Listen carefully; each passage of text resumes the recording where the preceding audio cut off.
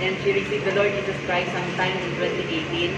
I was the one who baptized her at ako ay saksi how beautiful her heart is, no? At alam ko na kayo rin na nandito ay naging kabahagi sa buhay ni Sister Kia.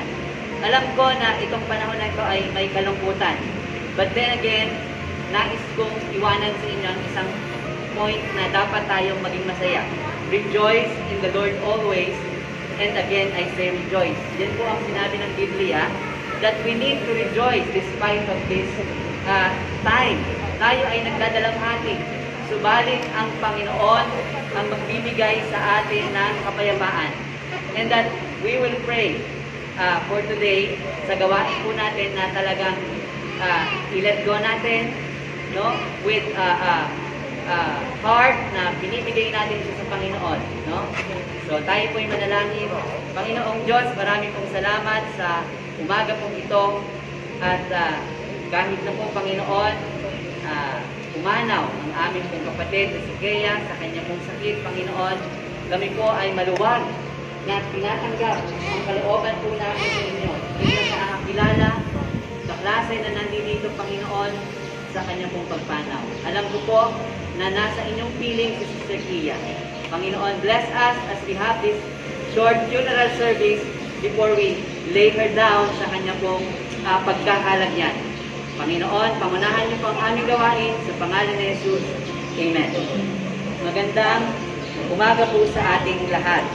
At very, very short message. And then, mamaya-maya po ay hihingan po natin ng patotoo o pasasalamat yung kanya pong mga kapatid at kung may mga close relatives din po na nandito na nais pong magbigay ng kanilang nalalaman ng kanilang puso. We will allow it to happen this morning. Ang sabi po ng Genesis 3:19, in sweat of thy face shalt thou eat bread, till thou return unto thy ground, for out of it wast thou taken, for dust thou art, and unto dust thou shalt return. Tayo ay nilikha ng Panginoon galing sa alabok o alikabok. Alabok. At ang sabi po ng Biblia sa Genesis 3:19, tayo rin po ay babalik doon.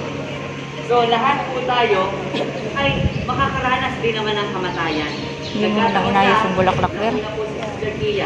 At ang ayusin mo mamaya, niya po, bago po siya binawian ng buhay, 2 years before she died, tinanggap niya ang Panginoong Diyos sa kanyang sarili. Ang ibig po nung sabihin, inilala niya ang Panginoong Kristo bilang kanyang sariling Diyos na kapagligtas. Kaya kung kayo po'y nag-iisip, nag-aalala, nasan kaya si Pia ngayon? Nasa langit. Yun po ang katotohanan na sinasabi ng salita ng Panginoon. Unang punto na sasabihin po natin sa araw na ito, sa ating pong ceremony, funeral service ceremony, accept the loss and worship God. Kahit po nangyayapa siya sa pamilya, mga kaibigan, tanggapin po natin ito ng maluwag sa puso sapagkat ito ay ginuhit ng Diyos na plano sa atin.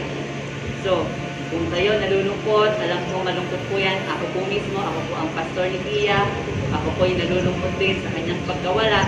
Subalit, ako ay may kagalakan sa aking puso sapagkat alam ko na siya ay nasa magandang kalagayan. Naalala ko po itong si Job, nung siya po ay nasunugan ng bahay, nawala ng ari-arian, namatayan ng mga anak. Ang sabi po niya ay, ang Diyos naman, siya ay magpupuri pa rin sa Diyos. Bakit? Kasi nga, ang Diyos naman, ang nagbigay, siya rin ang kukuha nito. So, ang bumawi naman ng buhay ay ang Panginoon. So, let the Lord, allow the Lord, and be joyful. Rejoice in the Lord always. And again, I say rejoice. Ang sabi po ng Romans 8:28, and we know that all things work together for good to them that love God and to them who are called according to His purpose. Kia loves the Lord. Mahal ni Kia ang Panginoon. At alam kong mahal nyo rin ang Panginoon. If you love them, if you love the Lord, all things work together for good. Ano po yung una? Accept the loss and worship God still. magpuri pa rin po tayo sa Panginoon. Number 2, expect the blessed reunion. Mayroon pong napipintong pagkikita-kitang muli po natin. Kung kayo'y nalulumbay, nawala si Kia, magkikita-kita pa rin po tayo. Titus 2:13, looking for that blessed hope and the glorious appearing of the great God and our Savior Jesus Christ. Mayroon pong pangakong pagkikita-kitang muli. Tayo at si Kia, tayo at ang Panginoon. Paano po natin matatamo yung pagkikita na yun? Blessed reunion. Number 3 and last point for this morning, accept Jesus as your own and personal Savior. Kung nais ninyo, pagdating ng panahon, sa tamang panahon na binigay ng Panginoon sa atin, tayo ay papanaw. Pagdating ng panahon, hindi ko sinabi bukas, hindi ko sinabi ngayon, pero darating yung time, kasi alam ko naman lahat tayo mamamatay. Tama? Pero pag dumating na yon, meron daw blessed reunion kung tayo ay tatanggap sa Panginoon bilang sariling Diyos na kapagligtas. Paano tatanggapin ang Panginoon? Alam niyo po, mapalad po kayo na nakidalamhati sa pagpanaw ni Kia. Kasi yung kanya pong pagpanaw ay may regalong buhay na walang hanggan. Kasi nagkaroon tayo ng pagkakataon para ma-check din sa heart natin. Ako nga ba? Ba't ako ba pumanaw? Papunta ba akong langit? No? Kasi naisip natin, no? Papanaw din tayo. Ang sabi, for the wages of sin is death, but the gift of God is eternal life through Jesus. Ang kabayaran ng kasalanan ay kamatayan. Subalit, kung tatanggapin mo ang Panginoon, ang regalo ay buhay na walang hanggan sa pamamagitan ni Kristo Jesus. Paano natin tatanggapin ito? Panginoon sa ating mga kasalanan at pananampalatayaan natin, paniniwalaan natin na ang Diyos, ang Panginoon Kristo, ang siyang nagliligtas sa mga tao. And I am the way, the truth, and the life. No one cometh to the Father except through me. Walang daan papuntang langit kundi ang Panginoon Kristo. Kaya po sa oras po ito, nais po ng Panginoon na tayo humingi ng tawad sa ating mga kasalanan at gawin na natin ito ngayon. Siguraduhin natin ang ating hinaharap. Siguraduhin natin na kapag dumating ang panahon na binawi na ng Panginoon ang buhay natin, babalik tayo sa Kanya. So, paano po? Sa isang panalangin. Bago po natin ipanalangin ang paglilibing po sa Kanya, ipanalangin po natin ang ating pong mga kalagayan. Tayo po yung po, tayo po kita. Panginoong Diyos, marami pong salamat sa pagkakataon na ito. Bagkus kami ay nagdadalamhan. Mayroon po kayong regalo sa mga taong naririto, Panginoon, ang buhay na walang hanggan. Panginoon, alam ko po, kinakausap ninyo ang bawat tao na nandito, ang bawat nakikiramay na nandito, na napag-iisip-isip din niya na siya rin ay may buhay at kailangan niya kayong tanggapin bilang sariling Diyos tagapagligtas. Panginoon, alam ko po na ang bawat isa ay umaamin ng aming mga pagkakamali. Humihingi ng tawad sa aming mga pagkakamali. At Panginoon, buksan po ninyo ang aming mga puso. Dito na kayo manahan sa aming puso, Panginoon. Simula ngayon, kayo na ang maging Diyos ng aming buhay. Maging tiyak kami ng buhay na walang hanggan. Busbos ng banal na Espiritu, Panginoon. Lord, marami pong salamat sa inyong pagtanggap. Ito ay dalangin ko sa pangalan ni Jesus. Amen. Ang sabi po ng Bible, though I walk through the valley of the shadow of death, I will fear no evil, for thou art with me. Thy staff, they comfort me. Akin na, hawakan ko na lang. Malaglag na naman yan. Sa mga kaibigan, sa anak, na nandito, ang comfort, Ikaw na. ang yakap ng Nagbibidyo ako Panginoon eh. ay isa sa inyo Ikaw na. sa Akin na biyaya yung ano. ng kanyang kagandahang loob. Siya ang magbibigay ng kapayapaan sa ating puso, sa ating sikiya. Iiwanan po niya sa atin ang magandang alaala. Alam ko, kanya-kanya, bawat isa sa inyo, mayroon po kayong kanya-kanyang magandang alaala mula kay Kia. Baunin po ninyo yun. No? Yun ang matira. Yung kagandahang loob niya, yung kagandahan ng relasyon niyo sa Kanya, at lahat ay ipasa Diyos ninyo na. The life must go on. Okay? So, marami pong salamat sa ating pakikinig at sa siguro po, bago po ako manalangin, ay nais ko pong hingan ng ilang pong mga pananalita ang kanya pong mga kapatid at kung naisahin po siya dito or any Ikaw, close te. relative. Te, una ka. they can come. Una ka. Sir Jean, pwede po ba? Te. Para din po Ano? Una ka nun. natin yan.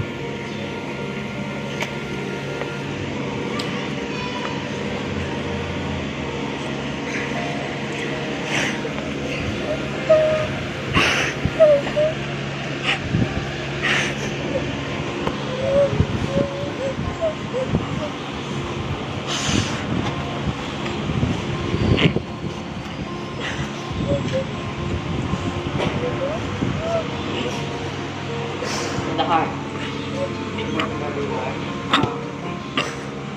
Isa ako sa mga tao na nakatanggap nila.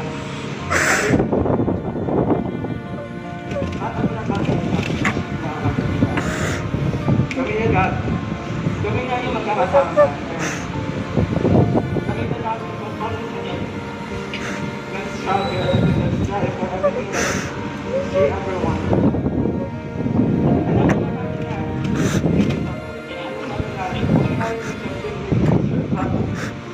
hindi na kasi sobrang dami na yung treats for her. Kahit kasama na, and then sa family niya. And then, hindi naman namin na-expect na as really as it is, ganito yung mangyayari sa kanya. Akala ko na, ano lang, alam ko naman siya, and then, after New Year, everything was okay. Nung December 25, we were talking to her, and then okay pa naman siya. Pero, ganyan ang nangyari sa kanya. Akala namin nung una, niloloko na kami nila ate, kasi sino ba nang mag-expect kasi ang bata-bata ko na. Kasi ngayon ay alam namin na everyone nandito, meron kayong memories na i-cherish na with you. So, alam namin na malungkot, pero we have to accept and move forward. Hindi naman dapat na lagi na tayo maging malungkot sa nangyari. And yun, alam namin na mga nagpili ngayon, she's happy and she's contented. Bakit kung mahal namin siya, and I hope na her stay with us is na paramdam namin yung love na kanya. Super. Ayan.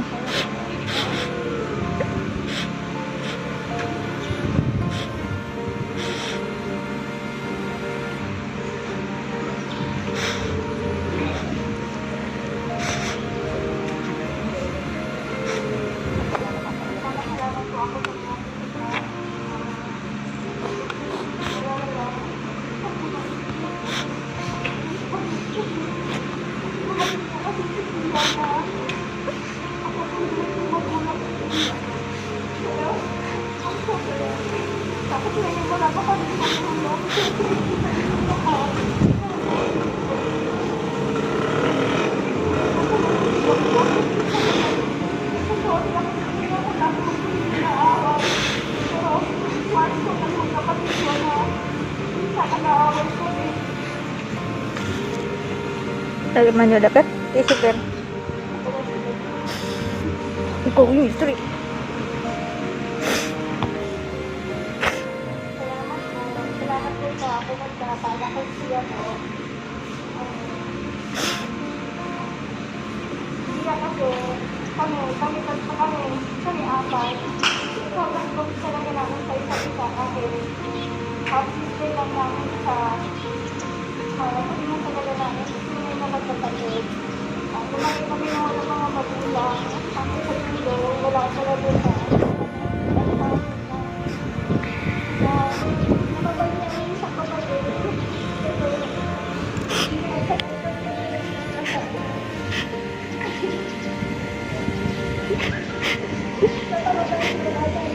Sobrang bata ko. Alam namin na ayaw na ba, bata naman namin na po. Hindi ka talaga kaya. Sabi tayo na rin kasi para sa kanya kasi nasa mahirapan.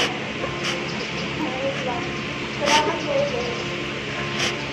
Meron ka po ba na nais na bahagi ng kanyang uling mensahe at pasasalamat din? Meron ka po? Tita. Tita.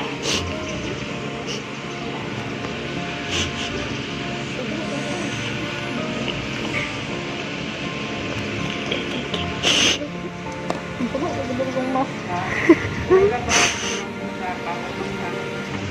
Isang kamusta sa pinahari sa Kristo kung paano talaga. Ayan. At nahindaan Ano? ang Christ para si Kea ay magpatuloy sa pagbiringkod sa Panginoon. Nakumanda ko yung kaya si Kea ay medyo sa akin para sumama ko sa amin sa church. Kaya sinabi ko sa kanya na maghanap ka ng church na maaaring napuntahan mo kasi sa church maaaring makahanap ka na makahanap ka ng mga tao maaaring maging way para maibsan ang iyong mga hinaing kung saan walang susigiyan yung hinahanap sa buhay. Naghahanap ka ng maaaring hindi niya nararamdaman hindi niya nakikita. So, nakita ko minsan nang ipag-pray namin siya, yun yung hinahanap niya, yung pagmamahal na minsan hindi niya gaano naranasan sa kanyang mga magulang. But, dahil sa nakakilala si Tia sa Panginoon, naging matatag din siya.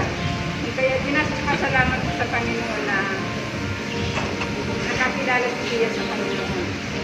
Dahil ito naging, hindi naman talaga tayo perfecto para hindi tayo mag-friend sa church.